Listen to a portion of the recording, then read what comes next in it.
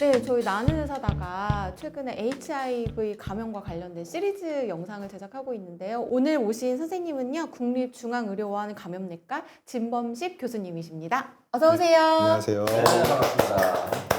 자, 오늘의 주제는 HIV가 뭐 거의 만성질환 됐다 요건 것 같습니다. 네. 동반질환에 대한 얘기. 네네네. 이제 HIV가 과거에는 이제 치명적인 질환이었습니다. 저희가 제대로 치료하기 전에는 일단 진단 받으면 다 에이즈 상태에서 진단 받고 6개월에서 1년 사이에 100% 사망하는 그런 질환이었죠. 근데 지금은 사망이 아니라 오래 살길 수 있다 보니까 네. 다른 동반 질환이 많이 생겼다. 언제부터 그렇게 치료제가 좋은 게 나온 거예요? 일단 90년대 후반부터 본격적으로 치료를 시작했고 그 당시에는 약을 잘 복용해도 내성이 치료 과정에 생기는 게 드물지 않았습니다. 그래서 약을 잘 쓰다가 내성이 생기면은 다른 약을 쓰고 결국은 이제 내성 때문에 치료가 잘 안 되고 사망하는 경우가 왕왕 있었는데 지금은 약이 워낙 강력해져서 약을 제대로 드시는 분들은 내성을 찾아보기가 어렵습니다. 내성도 없고 부작용도 없습니까? 부작용도 과거에 비해서는 훨씬 개선됐죠. 오. 네, 그래서 이제 과거에 쓰는 약들은 한두 가지 부작용들을 각 따라다니고 그러는 양상이었는데 지금은 뭐 이렇게 두드러지는 부작용이 있는 약은 시장에서 다 퇴출되고요. 그렇게 약이 좋아지다 보니까 네, HIV 감염인들이 되게 오래 사신다고 들었는데요. 그렇죠. 장기적인 수명을 예측하는 거는 당연히 그야말로 예측의 영역 때문에 아주 정확하다고 보셨는데 현재로서는 조기에 진단받고 빨리 치료 시작하면은 비감염인과의 기대명 차이가 짧게는 수개월에서 길어봤자 한 2, 3년 정도 되지 않을까. 동반 질환이 늘어났다고 얘기하는데 어떻게 보면은 과거에는 동반 질환이 생길 기회가 없었던 분들, 그때까지 못 못 살았으니까. 사니까. 네. 그냥 일반적인 다른 분들과 동일하게 사니까 이제 이분들도 다른 분들과 동일하게 동반 질환이 생기는구나. 이거를 그냥 인지하는 거라고 보는 게 오히려 또 맞을 것 그러니까 네네네. HIV 때문에 혹은 네. 그 약 때문에 뭐 병이 생기는 게 아니라 내가 오래 살아서. 네. 오래 살아서 자연스럽게 남들 생기는 남들처럼 병도 생기는구나. 그 심혈관 질환, 뭐 당뇨병, 뭐 그렇죠. 알츠하이머 이런 게 생기겠네요. 다만 저희가 지금까지의 경험으로 봐서 HIV 자체와 또 저희가 쓰는 약들이 이런 이제 대사증, 고지혈증이나 당뇨 이런 거에 조금 더 불리하다고 생각하고 있습니다. 약간 불리하긴 하다. 근데 그것들이 최근에 몇 가지 임상 시험을 통해서 조금 더 적극적인 중재가 심혈관 질환의 예방에 도움이 된다는 증거들이 나오면서 저희도 과거보다 조금 더 적극적으로 이제 관리나 투약 같은 걸 하고 있는 것 같습니다. 그럼 HIV 감염 이 환자분들이 당뇨라든지 고혈압이라든지 고지혈증 뭐 이런 게 진단이 되면 네. 이분들은 어떻게 뭐 기존에 먹던 HIV 치료제를 바꿔야 되는 거예요? 아니면은 그냥 일반 사람들처럼 똑같이 그냥 그거에 맞는 치료제를 추가 복용하면 되는 후자일 거예요? 것 같은데 그냥 느낌상. 네. 과거에 사용하던 HIV 약들은 다른 약과의 상호작용이 문제가 되는 약들이 드물지 않았습니다. 그래서 이제 HIV 약이 약물 상호작용에서 주의해야 할 대표적인 어떤 약 중 하나인데 옛날에는 과거에는 그랬습니다. 네. 지금은 거의 그런 게 없어요. 이제 지금 쓰는 HIV 약하고 상호작용이 문제가 되는 대표적인 약이 결핵약인데요. 결핵약은 사실 HIV뿐만 아니라 어떤 약과도 상호작용이 문제가 되는 대표적입니다. 그래서 제일 이제 독한 약입니다. 그 보편적으로 쓰는 약들과 상호작용에 있어서 더 불리하다고 얘기할 부분이 없고요.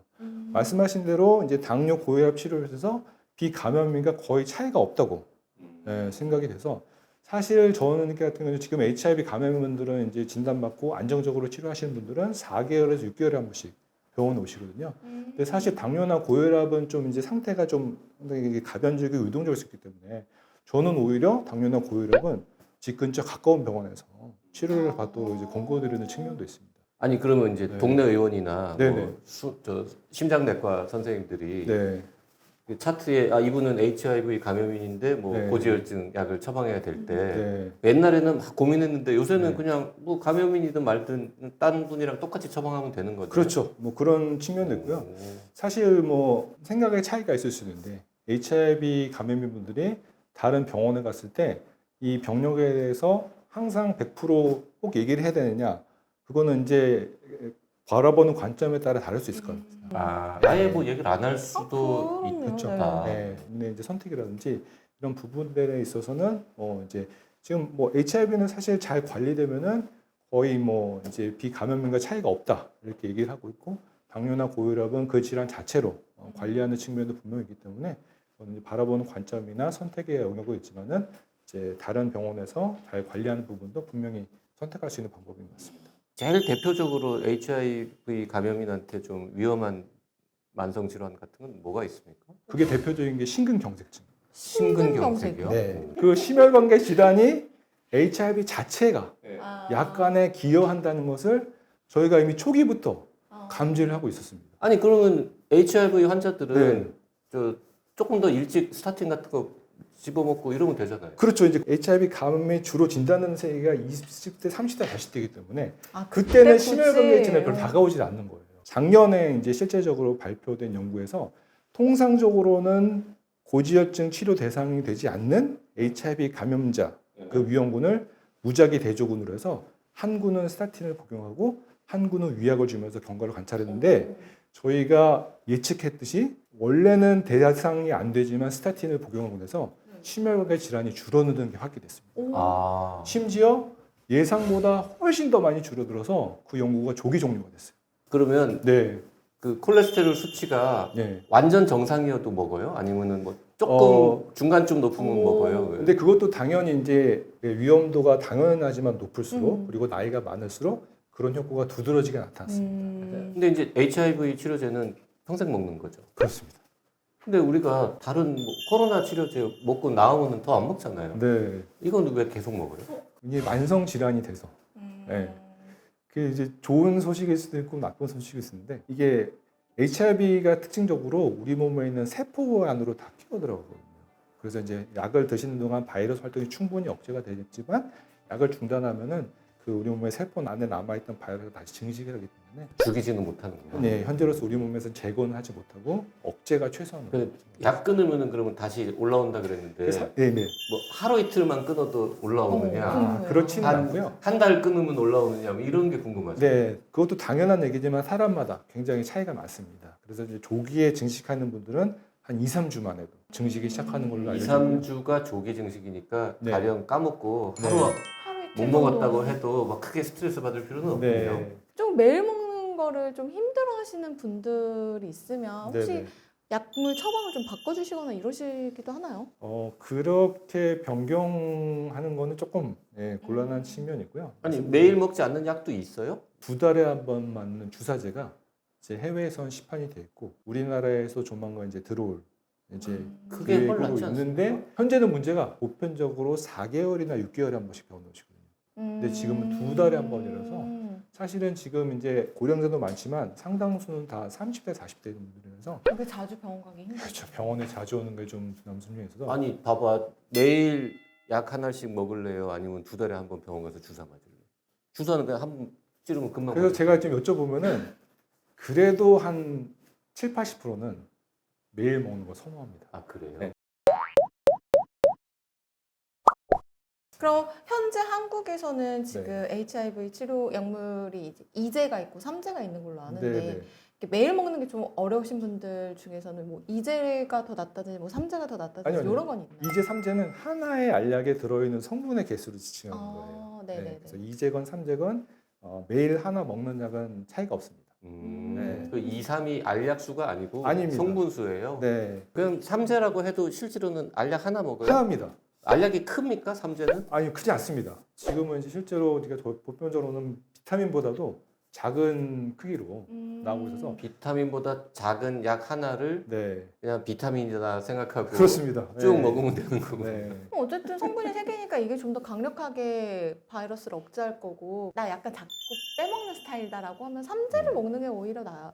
네, 그런 거 그것도 이제 아닐까요? 장단점이 있는데 어쨌든 지금은 약을 거의 95% 100% 드시면은 바이러스 억제 효과는 비슷하다고 생각하는데 말씀하신 것처럼 약을 좀 잘 못 드시는 분들에서는 그 바이러스 억제 효과가 조금 차이가 난다 그런 보고도 있습니다. 그래서 저희가 이제 약을 잘 못 먹을 게 우려되는 환자분들한테는 아무래도 좀 그런 거를 이제 더 선호하는 경향이 있습니다. 저희가 HIV 커뮤니티 러브포원이라고 아시죠? 네네네. 거기 이제 미리 좀 질문을 드려가지고 네. 모아온 질문이 있거든요. 네네. 질문이 많으니까 네.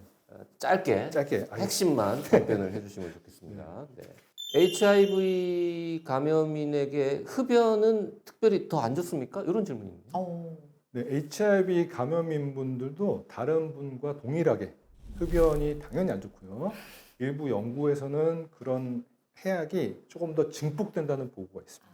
네. 물어보신 분의 심정은 똑같다라는 얘기를 기대하셨을 것 같은데. 네.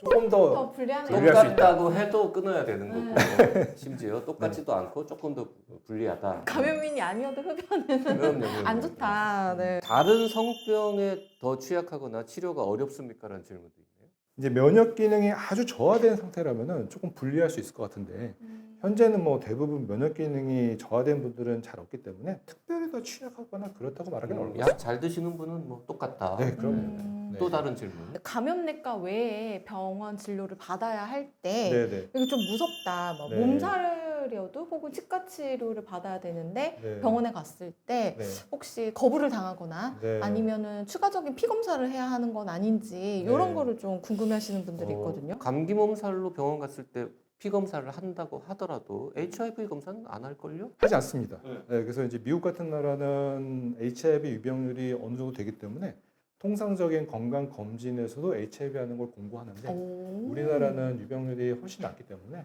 통상적으로 우리나라에서 이제 진료하는 과정에서 HIV 검사를 하지는 않는다고 보셔도 무리가 없을 것 같고요. 또 이제 HIV의 초기 감염 증상이 발열, 발진, 임파선 비대 이런 이제 몸살 같은 비특이적 네. 바이러스이기 때문에 이제 응급실 같은 거에 그런 질환으로 갔을 때 이제 원인이 명확하지 않으면은 의료진이 HIV에 대한 검사를 할 수는 있지만은 뭐 감기나 뭐 고혈압 이런 걸로 병원에 갔을 때 HIV 검사는 하지 않는다고 생각합니다. 일반적인 일반- 피 검사에서는 네, 포함되지 않습니다. 그냥 일반 병원을 가시면 된다. 꼭 감염내과를 가진 않으셔도 된다. 아, 그럼요. 자, 이번 질문은 치료제 장기 복용하시는 분이 올린 것 같은데요. 예방 접종, 암 검진 이런 거 달라지는 게 있습니까? 그리고 피해야 하는 의약품이나 식품도 알려주세요. 네, 그래서 이제 예방 접종 같은 경우에는 저희가 이제 처음 진단 받았을 때 이제 평가를 하는데 그때 면역 기능이 저하됐을 때는 좀 더 적극적으로 고려해야 되는 예방 접종들이 몇 가지 있습니다. 지금 대표적인 게 폐렴 예방 접종인데요. 폐렴 예방 접종은 65세 이상이거나 동반 질환이 있을 때 접종하는 게 표준 권고사항인데 HIV 감염인 같은 처음 이제 평가를 할 때 면역 기능이 떨어졌으면 당연히 이제 조금 우선적으로 하는 부분이 있고요. 사실 이제 예방 접종은 면역 기능이 양호할 때 예방 접종의 효과가 더 잘 나오는 측면이 있거든요. 다만 폐렴 같은 경우에는 면역 기능이 떨어질 때 더 잘 생기기 때문에 조금 더 적극적으로 이제 권고를 하고 있습니다. 최근에는 코로나19 백신 같은 경우에는 네. 또 네, 동일하게 다 하시면 다 됩니다. 똑같이 하면 네. 되는 건가요? 그러니까 웬만한 백신은 다 동일하게 그냥 맞으면 되는데 그렇죠. 폐렴은 조금 더 적극적으로 권고한다. 네. 그다음에 이제 한 가지는 지금 저희가 보편적으로 쓰는 HIV 약제가 그 계열 특성상 그 칼슘, 마그네슘, 알루미늄 이런 금속 성분이랑 같이 복용하면은 서로 결합을 하면서 흡수가 저하될 수 있거든요. 그런 것들이 들어있는 대표적인 게 액체로 된 위장약 그리고 이제 멀티비타민 이런 게 있습니다. 네, 그래서 저희가 이제 설명을 드릴 때 혹시 그런 약을 복용하게 되시면은 바이러스약이랑 충분한 시간 간격을 끼고 드시도록 그 부분은 이제 아, 권고를 그 드리겠습니다. 먹어도 되지만 시간 간격을 그럼 띄워야 얘는 약은 아침에 먹고 비타민은 저녁에 그렇죠, 먹고 이렇게? 그렇죠. 아, 네. 그렇게 하면 돼요? 그런 거면 충분합니다. 식품도 있습니까 혹시? 네, 과거에는 이제 일부 약제가 식사랑 같이 먹어야지 흡수가 잘 되는 약들이 있었습니다. 네. 밥 먹을 때 그렇죠. 이제 그런 약들은 저희가 식후 즉시 드셔라 이런 이제 설명을 드렸는데 그렇게 불편한 약들도 이제 잘 안 씁니다. 이제. 네, 지금 먹는 약들은 식사와 무관하게. 이제 HIV 확진 이후에 우울감을 느끼거나 이제 아무래도 투병 생활이 길어지다 보면 좀 지치게 되는데 이런 분들이 많으셨어요. 나 너무 지친다, 힘들다. 네. 그러니까 선생님이 오늘 출연해주신 김에 네. 그분들에게 힘내라고 격려의 말씀 한 말씀 네. 부탁드립니다. 과거에 비해서는 치료가 너무 이제 좋아졌고요. 이게 인식이나 이런 것도 많이 좋아졌고 앞으로도 더 좋아질 거고요. 그 매일 약 먹는 걸 굉장히 힘들어하시는 분들이 있거든요. 제가 생각하기에 이제 지금 많은 것들이 좋아졌는데 조금 이제 두드러지게 좀 차이가 있는 거는 약을 들여놓고 먹기가 어려워요. 왜냐하면 요새는 정보가 워낙 많기 때문에 색깔이나 약에 있는 글씨만 무슨 약이 다 알거든요. 그래서 어떤 분들은 약을 먹어서 이게 무슨 약이라면은 비타민이냐 그러면은 나도 한번 줘봐라 이런 식으로 해서 저희가 생각하지 못한 그런 애로사항이 있는 것 같아요. 일주일에 한 번 먹는 약 이런 것들이 계속 개발이 되고 있으니까요.